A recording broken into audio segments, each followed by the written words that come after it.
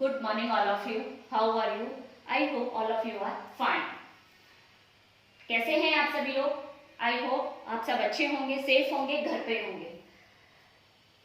Today science class we have already learned how to balance the chemical reaction. Upon last class में सीख चुके हैं कि chemical reactions को अपन को कैसे बैलेंस करना है. Now today we have start types of chemical reaction. आज अपन लोग स्टार्ट करेंगे types of chemical reaction. First one is the combination reaction, second one decomposition reaction, third one displacement reaction, fourth one double displacement reaction, fifth one the oxidation reaction. 5 types की chemical reactions हैं. Again repeat कर रही हूं मैं. Combination reaction, decomposition reaction, displacement reaction, double displacement reaction and oxidation and reduction.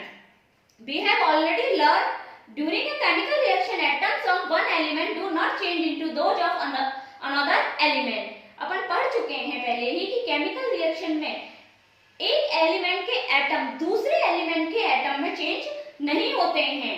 Do atom disappear from the mixture और appear from elsewhere. ना ही जो atoms होते हैं वो मिक्सचर से बाहर जाते हैं और ना ही मिक्सचर के अंदर कोई भी बाहर का एलिमेंट आता है. Actually chemical reaction involve the breaking and making of bonds between atom of produce new substance. क्या होता है किसी भी केमिकल रिएक्शंस में एटम्स के आपस में जो बॉन्ड रहते हैं वो या तो टूट जाते हैं या वो आपस में ज्वाइन हो जाते हैं, जुड़ जाते हैं. तो क्या हो जाता है, आपका नए एलिमेंट बन जाता है. यही आपकी केमिकल रिएक्शंस होती हैं. Now we have start combination reaction. First combination reaction, a reaction in which single product is form from two or more reactant is known as a chemical combination reaction. A reaction in which single product is formed from one or two reactant is known as a combination reaction. जैसा कि इसका नाम बता रहा है आपको, combination मतलब combined होना, मिलना. combination में मिलना. जब दो या दो से ज्यादा रिएक्टेंट आपस में मिलकर एक सिंगल प्रोडक्ट बनाते हैं तो उसे बोलते हैं कॉम्बिनेशन रिएक्शन. या देखिए आपको है ना, मैंने रिएक्शंस लिख के दी हैं. इन सभी में देखना सिंगल प्रोडक्ट निकल रहा है. जैसे ये क्विक लाइन वाला आप देख सकते हैं, CaO प्लस H2O, CaOH का whole two H plus heat release हो रही है. Next burning of coal, carbon plus oxygen, heat मिली, हीट के थ्रू में इन्होंने क्या बना दिया, कार्बन डाइऑक्साइड. सिंगल प्रोडक्ट मिल रहा है. तो वह रिएक्शन जिसके अंदर एक सिंगल प्रोडक्ट बन रहा है, दो या दो से ज्यादा रिएक्टेंट के कंबाइन होने पर एक सिंगल प्रोडक्ट बन रहा है, उसे कहेंगे हम कॉम्बिनेशन रिएक्शन. जैसे calcium oxide react with water to produce slaked lime and releasing a large amount of heat. जब ये वाली रिएक्शन होती है तो बहुत ज्यादा क्वांटिटी में हीट रिलीज होती है. क्या होती है, बहुत ज्यादा क्वांटिटी में हीट रिलीज होती है. और ये कैल्शियम ऑक्साइड और water combine to form a single product calcium hydroxide. CaOH का whole type, this one is known as calcium hydroxide. Such a reaction in which a single product is formed from two or more reactant is known as a combination reaction. अब आप लोगों ने देखा होगा आपके घरों में पहले सफेदी हुआ करती थी. तो जब अपन व्हाइट वॉश करवा देते थे, सफेदी करवा देते थे, तो उसके 3 डेज या 4 डेज बाद एक शाइन आने लग जाती थी. वो क्यों होता था? A solution of slackline produced for white washing valve. जो स्लैक लाइन का जो सॉल्यूशन रहता है, हम उसको क्या करते हैं, व्हाइट वॉश के लिए काम में लेते हैं. Calcium hydroxide react slowly with the carbon dioxide in air to form a thin layer of calcium carbonate on the wall. जो कैल्शियम हाइड्रोक्साइड है वो धीरे धीरे एटमॉस्फेयर में जो कार्बन डाइऑक्साइड होता है उसे क्या करता है, रिएक्ट करता है और एक थिन लेयर बना देता है कैल्शियम कार्बोनेट की. वॉल्स के ऊपर एक थिन लेयर बन जाती है कैल्शियम कार्बोनेट की.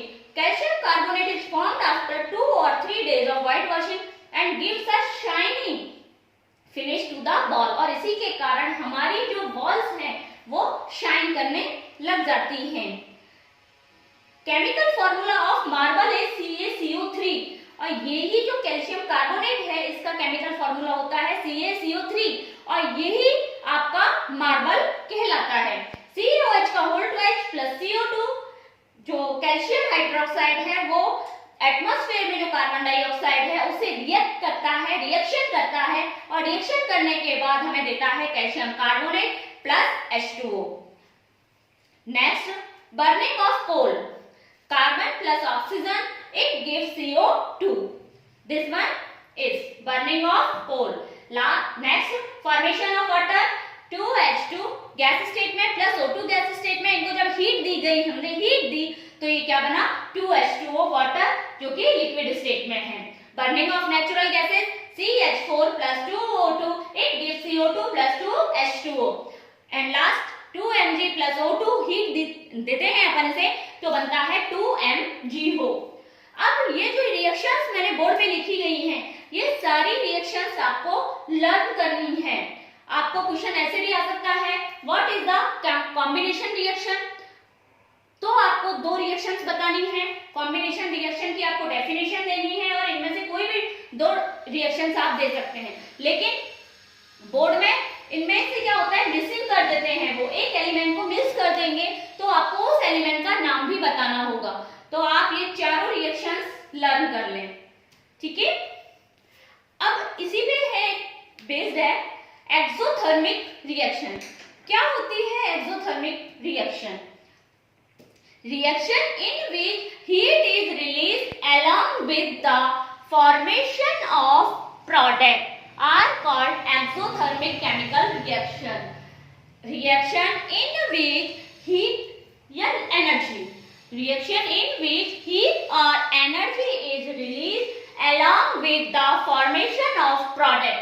किसी भी प्रोडक्ट के फॉर्मेशन के समय अगर आपकी हीट रिलीज हो रही है, हीट निकल रही है, तो क्या कहलाएगा आपका exothermic chemical reaction.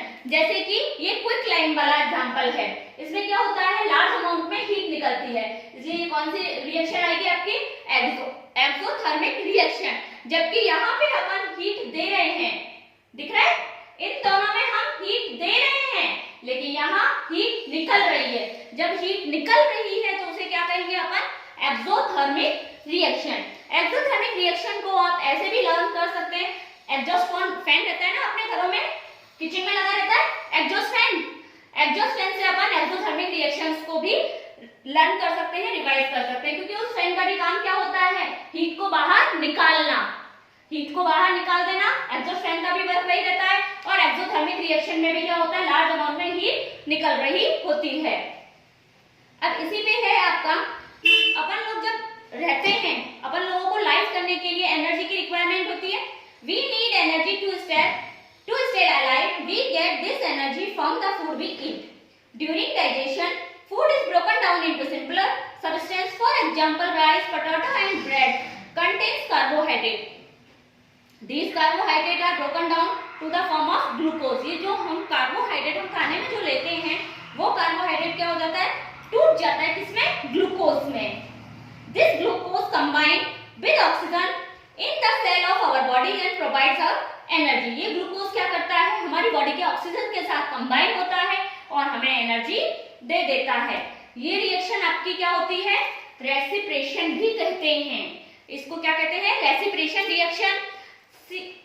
C6H12O6 plus 6O2 it gives 6CO2 plus 6H2O plus energy. इसमें भी क्या हो रही है आपकी एनर्जी निकल रही है। ये भी आपका एक्सोथर्मिक रिएक्शन का एक एग्जांपल है।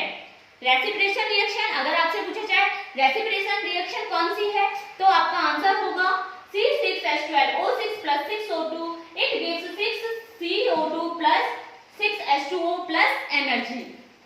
ये इंपॉर्टेंट है और इसको आप लर्न कर लेना, सभी लोग इसको लर्न कर लेना। The decomposition of vegetable matter into compost is also an example of exothermic reaction. जो वेजिटेबल्स रहते हैं उनका डिकम्पोजिशन होना, किसमें कंपोस्ट में डिकम्पोज हो जाना ही आपका क्या कहलाता है एक्सोथर्मिक रिएक्शन का एक एग्जांपल है।